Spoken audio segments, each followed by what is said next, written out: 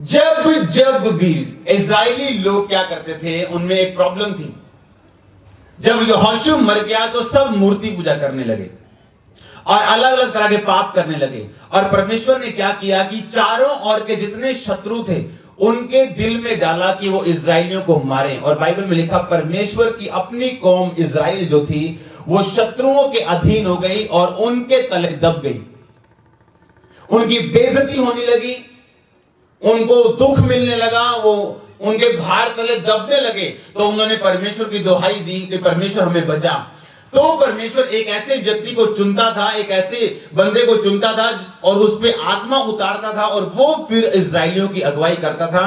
और जब वो लड़ता था परमेश्वर की ओर से होके और इजरायली तौबा करते कि हम दोबारा ये पाप नहीं करेंगे, जब जब वो लड़ता था तब तब शांति आती थी।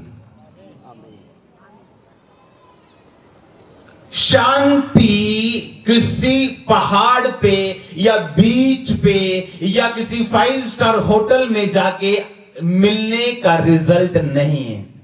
शांति फाइट का रिजल्ट है। और आपका आमीन छोटा है। लोग शांति ढूंढने के लिए बीच पे जाते हैं, 5 स्टार में जाते हैं, फिर वो अलग अलग जगह पे जाते हैं। बीच पे जाना बाइबल में मना नहीं, या 5 स्टार में जाना मना नहीं, लेकिन जो शांति का असली सोर्स है, जो असली सोता है, वो लड़ाई है। क्या है वो? किससे? अपने पड़ोसी से, आरएसएस से, कैथोलिक से, कि पेंटिकोस्टल से? किससे लड़ना है? शैतान से। आप सबसे बड़ा शत्रु आपकी लाइफ का आप खुद हो। अब तक आपको वो नहीं मिला क्योंकि अब तक आपने वो नहीं किया जो आपको करना चाहिए था।